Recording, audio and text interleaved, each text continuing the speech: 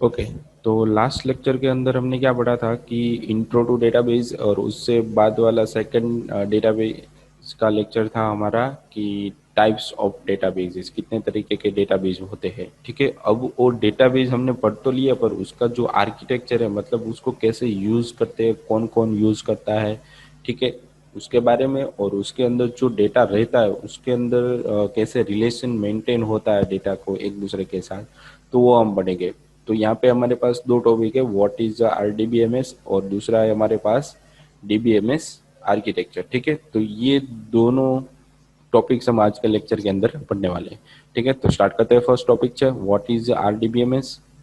तो आरडीबीएमएस का मतलब ही क्या हो गया यहाँ पे कि it stands for relational database management system. Relational मतलब क्या हो गया, वन टाइप ऑफ, पे किसी के साथ उसका रिलेशन होगा, मतलब किसके साथ होगा, उसका डेटाबेस, मतलब डेटा के साथ कुछ ना कुछ उसका रिलेशन होगा। और जो भी डेटा स्टोर किया हुआ है, ठीक है, उसको मैनेज, प्रॉपर तरीके से मैनेज करना है। ठीक है, जो भी उसके लिए जो एप्लीकेशन हमने बनाई उसको बोलते हैं हम सिस्टम। ठीक है, तो आज के टाइम पे जितनी भी टेक्नोलॉजी है वो सब किस पे वर्क कर रही है, तो कभी डेटाबेस पे। जो भी आपको जैसे कि आप किसी भी तरीके का किसी भी तरीके की वेबसाइट ओपन करते हो, तो उसके अंदर आपको हमेशा एक चीज़ तो देता ही है, भाई लॉगिन करो या रजिस्टर करो। ब्लॉगिंग करना है तो भी आपको क्या करना पड़ता है, वन टाइप ऑफ लॉगिन तो करना ही पड़ेगा, तभी आपको आपको कोई डेटा पोस्ट कर सकते हो, या फिर कोई डेटा आप रिट्रीव कर सकते हो, मतलब डेटा ला सकते हो। ठीक है, तो ये दोनों चीजें होती है, मतलब जो भी आप वहाँ पे वर्क कर रहे हो, एप्लीकेशन देख तो रहे हो, पर वहाँ से वहाँ पे जो भी डेटा है वो कहाँ से एक्चुअली आ रहा है, तो वो डेटा कहाँ से आ रहा है, तो जो भी आपने इन्फॉर्मेशन डाली होती है स्टार्टिंग में, तो वो डेटा वहाँ बैकएंड में जाके एक जगह पे स्टोर हो जाता है परमानेंटली। ठीक है, तो वहाँ से वो डेटा आपको बार बार मिलता रहता है। ठीक है, तो वो जो जगह रहती है उसको बोलते हैं यहाँ पे डेटाबेसिस। ठीक है, तो डेटाबेस आज के युग में बहुत सारे तरीके के हैं, मैंने आपको लास्ट लेक्चर में वो भी बताया था किस किस किस तरीके के डेटाबेस होते हैं, किस टेक्नोलॉजी में यूज होते हैं, किस ओएस में यूज होते हैं। ठीक है, तो यहाँ पे लिखा है all modern database management system like SQL, MS SQL, IBM, Oracle, MySQL and Microsoft except are based on RDBM. मतलब वो जितने भी डेटाबेस है वो सारे आरडी, मतलब रिलेशनल डेटाबेस। ठीक है, और डेटाबेस और आरडीबीएमएस के अंदर दोनों में थोड़ा बहुत फर्क है। ठीक है, वो हम लास्ट लेक्चर के अंदर या उससे पहले वाले लेक्चर के अंदर हमने स्टडी कर लिया है। ठीक है, तो ये सारे डेटाबेस है। ठीक है, आज के टाइम पे फिर क्या होता है कि जितने भी डेटाबेस हमारे पास है उसको एक रिलेशन मॉडल के अंदर इंट्रोड्यूस करिए किया जाता है, मतलब it is called relational database management system because it is based on relational model. जो भी डेटा रहता है वो एक रिलेशन के थ्रू रहता है। ठीक है, और उसको इंट्रोड्यूस किसने किया था, तो कभी ईएफ कोड नाम के व्यक्ति ने, जो भी डेटाबेस तो था ही पहले, पर रिलेशनल डेटाबेस किसने फाइंड आउट किया था, तो कभी ईएफ कोड नाम के व्यक्ति ने। उसके बाद वो बहुत ज़्यादा फेमस हो गया, क्योंकि कभी भी कोई भी डेटा हमें चाहिए तो किसके रिलेटेड है वो हमें मिलना चाहिए। ठीक है, तो अब उसके बाद वो वर्क कैसे करता है उसके बारे में हम पढ़ेंगे। ठीक है, तो data is represented in terms of tuple. Tuple मतलब वन टाइप ऑफ एक रो। जैसे कि आप बेंच पे बैठते हो तो बेंच के ऊपर आप 3 लोग बैठ सकते हो या 4 लोग बैठ सकते हो। ठीक है, तो बेंच होगी वो क्या होगी, आपकी वन टाइप ऑफ रो होगी।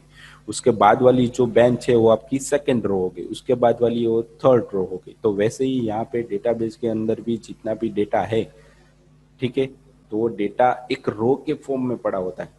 जैसे कि बेंच में मैंने एग्जांपल आपको दिया, तो बेंच के अंदर 3 लोग बैठे, तो 3 लोग जो बैठे हैं उसका नाम, उसकी आईडी, उसका एड्रेस, सबका क्या होगा, अलग अलग होगा ना। वैसे ही जो एक रो बनती है उसके अंदर भी अलग अलग तरीके के डेटा होते हैं, जैसे कि आईडी होती है, नाम होता है, उसका ईमेल होता है, उसका पासवर्ड होता है, तो वो सारी क्या होगी, उसकी वन टाइप ऑफ कॉलम्स हो गए। मतलब एक रो के अंदर बहुत सारा डेटा हो सकता है। ठीक है, तो जो भी डेटा आरडीबी में इसके अंदर होता है वो एक रिलेशन के, मतलब रो के अंदर होता है। रो को क्या बोलते हैं, यहाँ पे टुपल बोलते हैं। ठीक है, उसके बाद आता है कि भाई relational database is most commonly use. अभी के टाइम पे बहुत ज़्यादा यूज होने वाला ये डेटाबेस है। सब 70 से 80% ये यूज होता है आज के टाइम पे, कोई भी टेक्नोलॉजी आप ले लो। ठीक है, फिर उसके बाद क्या दिया भाई, it contains number of tables, उसके अंदर बहुत सारे तरीके के टेबल्स होते हैं, और टेबल के अंदर बहुत सारे रो होते हैं, ठीक है। और ईच टेबल के अंदर एक प्राइमरी की होती है। प्राइमरी की मतलब उसको हर एक रो को एक नंबर दिया जाता है, यूनिक नंबर होता है, वो कभी भी डुप्लीकेट नहीं हो सकता। प्राइमरी की का मतलब क्या हो गया, वो कभी डुप्लीकेट नहीं होगा, वो उसका रूल्स है। आगे जैसे जैसे हम पढ़ेंगे तो की किस तरीके से अप्लाई करते हैं और किस तरीके उसको यूज करते हैं वो भी मैं बताऊंगा, ठीक है। डीपली आएगा वहां पे। तो ये आपको पता चल गया कि रिलेशनल डेटाबेस इज मोस्ट बहुत ज़्यादा यूज होने वाला डेटाबेस है। उसके अंदर बहुत सारे टेबल्स होते हैं और टेबल के अंदर हर एक रो की एक की होती है जो कभी डुप्लीकेट नहीं होती, ठीक है। तो यहाँ पे क्या लिखा है भाई, due to collection of organise set of data, बहुत सारा डेटा एक कलेक्शन के फॉर्म में और ऑर्गेनाइज भी है। जैसे कि हमने किसी भी किताब लाइब्रेरी में अंदर गए, लाइब्रेरी के अंदर गए हो तो वहाँ पे जितनी भी किताबें होगी वो एबीसीडी के फॉर्म में रखी होती है। जैसे कि अभी कोई भी बुक है वाइल्ड लाइफ पे तो डब्ल्यू नाम के सेक्शन के अंदर ही आपको मिलेगी, वो कहीं पे भी पड़ी नहीं होगी, ठीक है। तो जहाँ पे जो डेटा पड़ा हुआ है वो उसको एक सेट ऑफ ऑर्गेनाइज के फॉर्म में, जिसकी जिसकी वजह से आपको उसको ढूंढना हो तो इजी पड़ेगा। भाई आपको वाइल्ड लाइफ की बुक चाहिए तो आपको डब्ल्यू नाम के सेक्शन के अंदर ही जाना है, ठीक है। उससे ए वाले सेक्शन के अंदर जाओ तो वहाँ पे तो आपको वो बुक मिलने वाली ही नहीं है, ठीक है। तो ये ऐसे डेटा को ऑर्गेनाइज करते हैं जिससे कि हमें उसको एक्सेस करने में आसानी रहे। जैसे कि यहाँ पे लिखा है भाई, data can be access easily, क्योंकि इसी वजह से आरडीबी में इसको ज़्यादातर प्रेफर किया जाता है, क्योंकि उसके अंदर जो भी डेटा है वो पहले से ही ऑर्गेनाइज फॉर्म में होता है, उसको ढूंढने में बहुत आसानी रहती है, ठीक है। इसलिए ज़्यादा फेमस है। फिर उसके बाद भाई टेबल, जो हमने बताया कि भाई टुपल्स के फॉर्म में होता है। तो टुपल क्या होता है, वन टाइप ऑफ रो होते हैं और उसके अंदर बहुत सारा टेबल्स होते हैं। तो टेबल कैसे होता है वो हमने यहाँ पे दिखाया हुआ है कि व्हाट इज टेबल, टेबल का मतलब क्या हो गया। तो यहाँ पे लिखा है the RDBMS database uses tables two store data, data को स्टोर करने के लिए वो टेबल का यूज करते हैं, ठीक है। और बैठने वाला टेबल नहीं, यहाँ पे हमें टेबल का मतलब उसके अंदर डेटा रहेगा, ठीक है। और table is a collection of related data entries. देखो यहाँ पे क्या लिखा हुआ है उसने, जो भी डेटा आप डाल रहे हो वो रिलेटेड होगा, मतलब उसको एक ऑर्गेनाइज फॉर्म में रहता है, ठीक है। और it contains row and column to store a data. और डेटा को स्टोर करने के लिए वो क्या करता है कि एक रो और कॉलम को यूज करता है स्टोर करने के लिए। तो यहाँ पे हमने एक नीचे एग्जांपल भी दिया हुआ है इन लोगों ने। तो ये हमारी जो आईडी है, नेम है, एज है, वो वन टाइप ऑफ हमारी फील्ड्स हो गई। फील्ड मतलब वो एक स्पेसिफिक नाम पे भी, नेम है तो उसके अंदर नेम ही आना चाहिए, एज है तो उसके अंदर एज ही आनी चाहिए, कोर्स है तो उसके अंदर कोर्स ही आना चाहिए। तो एक रो हो गई। और जो भी डेटा है वो आपको कहाँ पे रहता है कि उसके अंदर टुपल के फॉर्म में, ये हमारा रो हो गई, रो को यहाँ पे टुपल बोलते हैं, ठीक है। ये हमारी दूसरी टुपल मतलब दूसरी बेंच हो गई, वन टाइप ऑफ, तो उसके अंदर अलग अलग तरीके का डेटा हो गया।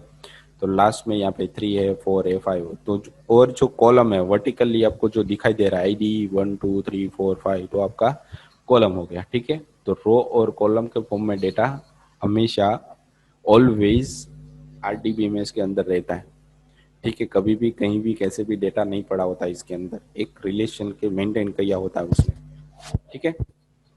फिर उसके बाद आता है फील्ड। तो ये आपने टेबल बता तो दिया, फिर इसके अंदर किसका क्या मीनिंग होता है इसके बारे में नीचे लिखा हुआ है कि fields is similar smaller entity. देखो फील्ड है, फिर मतलब क्या हो गया, ये आपकी फील्ड्स हो गई, नेम है, आईडी है, एज है और कोर्स है, ये आपकी फील्ड हो गई। मतलब जो भी आप नेम डाल रहे हो तो इसके अंदर जितना भी डेटा आएगा वो नेम फॉर्म में ही आएगा, कभी भी यहाँ पे एज नहीं आ सकती, ठीक है। तो ये क्या हो गया, वन टाइप ऑफ एक स्मॉलर एंटिटी हो गया of the table which contain specific information. देखो यहाँ पे फील्ड का मतलब क्या हो गया, जो स्टोर करता है एक स्पेसिफिक इन्फॉर्मेशन को, ठीक है। मतलब ये डेटा हो गया वो आपका क्या हो गया, फिक्स हो गया ना भाई, यहाँ पे नाम किसी और कुछ आ नहीं सकता, ठीक है। तो ये फील्ड, इसे फील्ड बोलते हैं, वो जो भी डेटा आपके पास पड़ा हुआ है, ठीक है, उसे डेटा बोलते हैं, ठीक है। और जो वर्टिकली आपको आईडी, नेम, इमेज और एज, एज और कोर्स दिखाई दे रहा है वो आपकी कॉलम हो गई। और जो आपको रो के फॉर्म में, टुपल के फॉर्म में दिखाई दे रहा है वो आपका रो हो गई, वन टाइप ऑफ रिकॉर्ड्स हो गए, ये आपका वन टाइप ऑफ एक रिकॉर्ड हो गया, ठीक है। तो यहाँ पे ये लिखा हुआ है।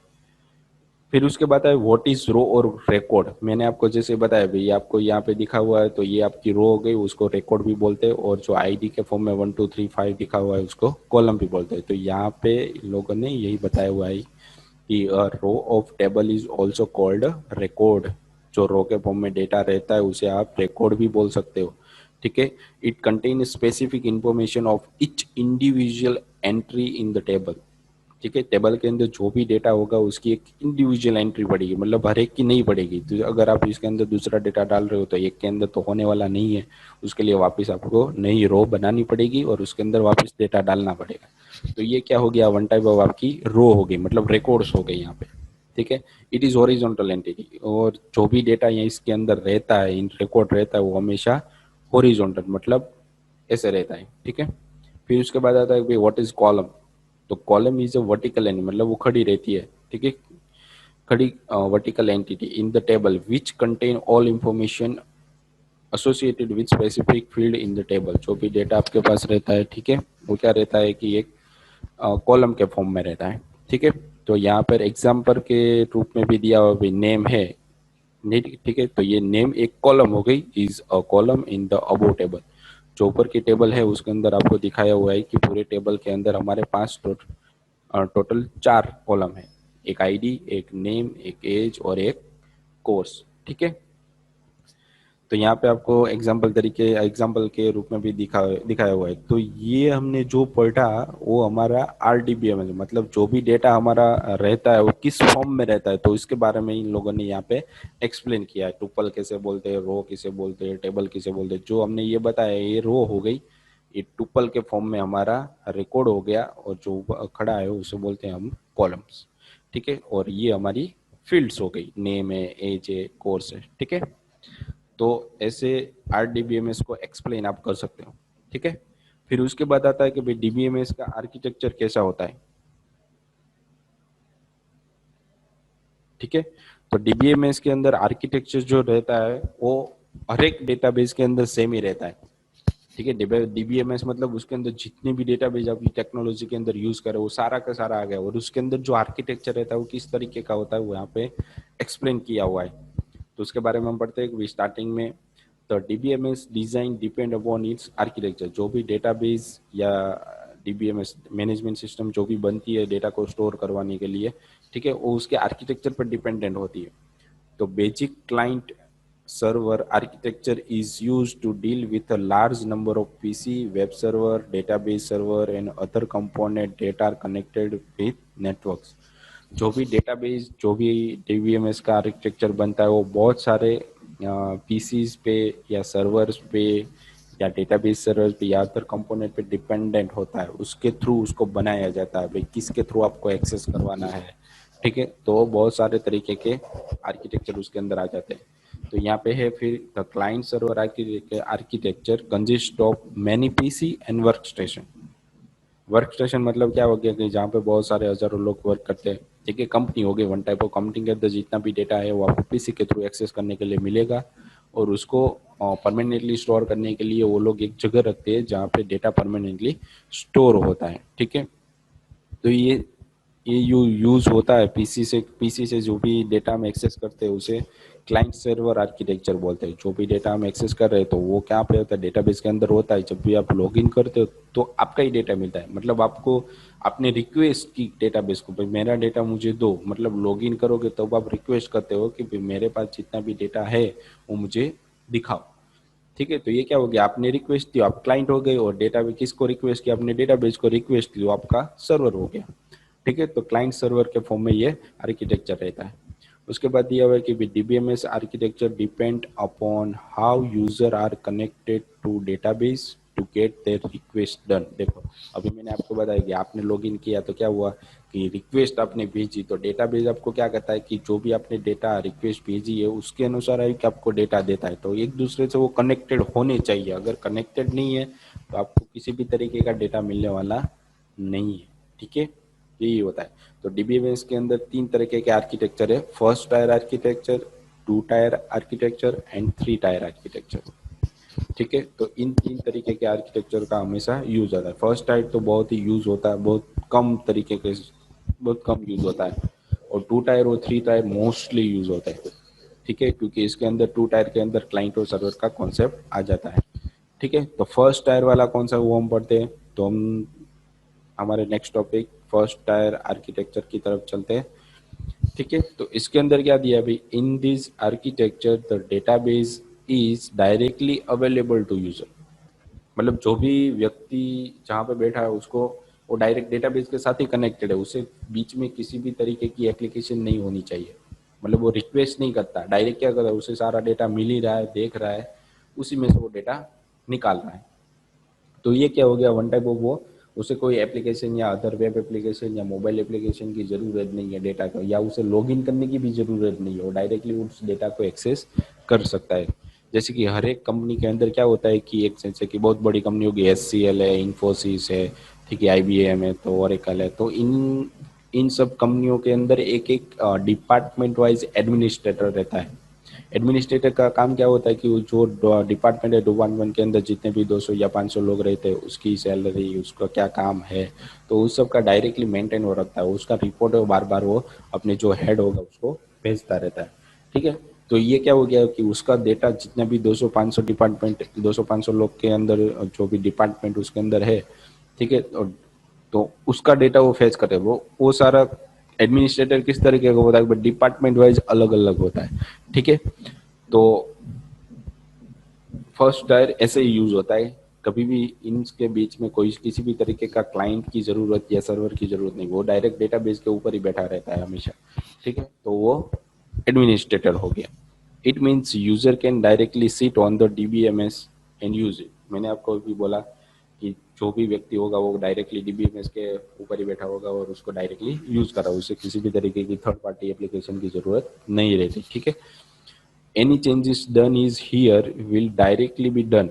जो भी वो चेंज करा है वो डायरेक्टली डेटाबेस के अंदर स्टोर होता है। ठीक है, it doesn't provide and tool, उसको किसी भी तरीके का एंड टूल मतलब कोई भी एप्लीकेशन नहीं दी जाती जिसकी मदद से वो उसको एक्सेस करेगा, मतलब वो रिक्वेस्ट देगा, रिक्वेस्ट नहीं होता, वो डायरेक्टली डेटाबेस के अंदर ही रहता है direct. The first tier architecture is used for development of local application, मतलब वो लोकल एप्लीकेशन के यूज होता है। जैसे कि अब हम कोई भी प्रोजेक्ट बना रहे हैं, तो प्रोजेक्ट बनाने से पहले हम उसको क्या करते हैं कि हमारे पीसी के अंदर इंस्टॉल करते हैं। तो क्या हो गया कि आपका पीसी के अंदर ही आपका डेटाबेस है, कोई सर्वर पे आपने रखा नहीं है, मतलब ऑनलाइन आपने रखा नहीं है, तो आपका लोकल डेटाबेस हो गया, वो डायरेक्टली उसी डेटाबेस के अंदर एक्सेस करेगा। तो आपके जो डेटाबेस है वो आपके थ्रू ही मिलेगा और आपका ही है, किसी और को आप एक्सेस करवा नहीं सकते। ठीक है, तो लोकल एप्लीकेशन होगी where programmers can directly communicate with database for the quick creation. अगर उसे बहुत जल्दी रिस्पॉन्स चाहिए और उसके अंदर किसी भी तरीके का डेटा चेंज करना है, तो उसको फर्स्ट टायर वाला आर्किटेक्चर यूज करना पड़ेगा, मतलब डायरेक्ट डेटाबेस के साथ वो कनेक्टेड होना चाहिए। ठीक है, तो ये फर्स्ट आर्किटेक्चर था। उसके बाद आ जाता है भाई टू टायर आर्किटेक्चर। तो टू टायर आर्किटेक्चर के अंदर यहाँ पे पूरा दिया हुआ, two tier architecture is same as basic client server. जैसे मैंने आपको पहले बताया कि आप रिक्वेस्ट करते हो लॉगिन के लिए, तो चेक करता है कि आपका डेटा उसके अंदर है कि नहीं, मतलब रिक्वेस्ट की ना आपने, पे लॉगिन चेक करो मेरा डेटा है कि नहीं, अगर है तो आपको क्या दे देगा, आपका डेटा वापस दिखा देगा। ठीक है, तो in the two tier architecture applications on the client side and, देखो मैंने अभी क्या बोला था कि डेटाबेस को आपको एक्सेस करना है, मतलब वो डेटा आपको चाहिए, तो आपको कोई एप्लीकेशन बीच में रखनी पड़ेगी। डायरेक्ट आप डेटाबेस के साथ कुछ भी छेड़छाड़ नहीं कर सकते। ठीक है, तो आप जहाँ से भी कोई भी एप्लीकेशन यूज कर रहे हो, तो वो क्या हो गया, आपका one type of a client side हो गया। ठीक है, communicate with the database at the server side, आपको सर्वर डेटाबेस के साथ कम्युनिकेशन करना है तो आपको सर्वर की जरूरत पड़ेगी और आप हो गए वहाँ पे क्लाइंट। तो आप क्या करते हो, क्लाइंट हो तो आप रिक्वेस्ट करते हो सर्वर को, भाई ये डेटा मुझे दो, तो वो क्या करता है कि डेटाबेस के अंदर लुकअप लगाएगा और आपको डेटा भेज देगा। ठीक है, उसके दो टाइप्स भी दिखे यहाँ पे, ODBC और JDBC। The user's interface and applications programs are run on the client side। जो भी आपकी इंटरफेसेस है, मतलब आपको जो UI दी गई है उसी के थ्रू आप उस डेटाबेस को यूज कर सकते हो, मतलब जो भी आपने बीच में प्रोग्राम या प्रोजेक्ट रखा है उसी के थ्रू आपको डेटा मिलेगा, उसके सिवा आपको कोई किसी भी तरीके का डेटा मिलेगा नहीं। The server side is responsible to provide functionality. देखो मैंने अभी आपको क्या बोला, आप रिक्वेस्ट कर रहे हो तो सर्वर क्या करता है कि डेटाबेस में लुकअप लगाएगा और आपको वहां से डेटा, उसी तरीके का डेटा, रिलेटेड डेटा आपको फाइंड करके दे देगा। उसके लिए क्या बोलते हैं, उसके query processing and transaction management बोलते हैं। क्वेरी प्रोसेसिंग मतलब अब क्या हो गया, आप जो रिक्वेस्ट कर रहे हो उसे वो क्वेरी के फॉर्म में लेता है और जो क्वेरी चलेगी उसके थ्रू आपको डेटा वापस ट्रांजेक्ट करता है। To communicate with database, client side application establish a connection with server. ठीक है, क्लाइंट साइड कम्युनिकेट कर डेटाबेस के साथ कम्युनिकेट करने के लिए आपको पहले क्या करना पड़ेगा, जो जो क्लाइंट साइड एप्लीकेशन है उसको पहले आपके मोबाइल या वेबसाइट या सर्वर के थ्रू उसको इस्टेब्लिश मतलब उसके पहले यूज़ करना पड़ेगा, तभी आप उस सर्वर के अंदर रिक्वेस्ट कर सकते हो। तो उसका यहाँ पे आर्किटेक्चर दिया हुआ है कि आप यूज़र हो और बीच में एक एप्लीकेशन है, जो भी आप रिक्वेस्ट कर रहे हो वो क्लाइंट साइड से कर रहे हो और सर्वर में जाएगा और वहाँ से डेटाबेस में से डेटा भेजेगा और आपको वापस यहाँ पे प्रिंट करवा के दे देगा। ठीक है, अब लास्ट है हमारे पास 3 टायर आर्किटेक्चर। 3 टायर आर्किटेक्चर के अंदर बहुत सारे तरीके के डेटा एक साथ हम यूज़ कर सकते हैं। ठीक है, तो 3 tier architecture contains another layer between client side and server side. देखो, क्लाइंट साइड और सर्वर साइड के बीच में एक और एप्लीकेशन आ जाएगी, मतलब डेटाबेस को भी यूज करना है तो उसके अंदर सर्वर के अंदर भी बीच में एक एप्लीकेशन होगी और उसके बाद डेटाबेस होगा। तो यहाँ पे देखो दिखा है दोनों साइड क्या होता है कि application server and client side server, client side application, ये दो चीजें इसके अंदर बीच में रहती है। ठीक है, तो यहाँ पे लिखा है भाई 3 tier architecture contain another layer between client and server. In this architecture client can't directly communicate with server. Server के साथ client direct access directly communicate नहीं कर सकता, उसके बीच में उसे जो एप्लीकेशन होगी उसको पहले कनेक्शन देना होगा, उसके बाद ही वो उसको डायरेक्टली एक्सेस कर सकता है। This application on the client and interact with the application server with further communicate with the database। ठीक है, क्लाइंट जो जहां तक उसका डेटा एंड होता है तो क्लाइंट साइड जो कम्युनिकेशन आती है उसको सर्वर के साइड कम्युनिकेशन बनवाना पड़ेगा, तभी वो डेटाबेस के अंदर जो भी डेटा पड़ा हुआ है उसको एक्सेस कर सकता है। फिर यहाँ पे लिखा है भी end user has no idea about the existence of database beyond application. Application के बाद सर्वर की एप्लीकेशन के बाद कोई डेटाबेस है कि नहीं वो यूजर को डायरेक्टली पता नहीं चलेगा, क्योंकि हमने यहाँ पे 2-3 डेटाबेस और रख दिए तो उसको कहाँ से पता चलेगा भाई किस डेटाबेस के अंदर से डेटा आ रहा है। ठीक है, तो ये one type of security reason की वजह से यहाँ पे रखा हुआ है। The database is also has no idea about any other user beyond applications.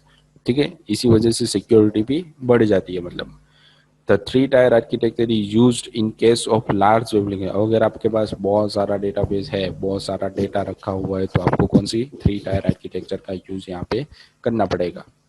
मतलब 3 टायर आपको यूज नहीं करना, कोई टेक्नोलॉजी आप यूज करोगे, जिस तरीके की टेक्नोलॉजी आप यूज करते हो तो उसके अंदर ही 3 टायर आर्किटेक्चर ऑटोमेटिकली अटैच होता ही, आपको सिर्फ कनेक्शन देना होता है और कुछ होता नहीं है। ठीक है, तो जो आप कोडिंग के अंदर सीख रहे हो वही आपका 3 टायर आर्किटेक्चर होता है। ठीक है, तो आज के लेक्चर के अंदर हमने क्या पढ़ा भाई, आर्किटेक्चर के बारे में पढ़ा। ठीक है, डीबीएमएस के अंदर किस किस तरीके के आर्किटेक्चर आते हैं। ठीक है, उसके बाद रिलेशनल डेटाबेस और मैनेजमेंट के बारे में सीखा, उसके अंदर जो भी डेटा रहता है वो किस फॉर्म में रहता है, किसको क्या बोलते हैं। ठीक है, तो आज के लेक्चर के बारे में लेक्चर कंप्लीट हो गया है, तो इसके अंदर डीपली पढ़ना और सर्च भी करना ताकि आपको इसके बारे में ज़्यादा पता चले। ठीक है, तो याद रखने की ज़रूरत नहीं, आपको सिर्फ समझने की ज़रूरत है भाई आरडीबीएमएस में क्या क्या आता है और डीबीएमएस आर्किटेक्चर के अंदर क्या क्या आता है। जैसे आप समझ जाओगे तो आपको पता चल जाएगा भाई, आपको सिर्फ उसको उतारना ही है। समझ गए, फिर पढ़ो, उसको समझ लो और एक बार समझने के बाद खत्म हो गया। उसको जो लाइन टू लाइन रट्टा मारने की जरूरत है वो जरूरत नहीं पड़ेगी। ठीक है, समझो उसको क्या होता है। तो आज के लेक्चर के रिलेटेड जितने भी टॉपिक्स हमने पढ़े हैं, ठीक है, तो उसके रिलेटेड यहाँ पे मैंने आपको क्वेश्चन दिए हुए हैं जो आपको सबमिट करवाने हैं एप्लीकेशन के अंदर, जिसकी मदद से आपकी अटेंडेंस यहाँ पे हो जाएगी। ठीक है, तो आज के लेक्चर के लिए इतना ही था। Thank you.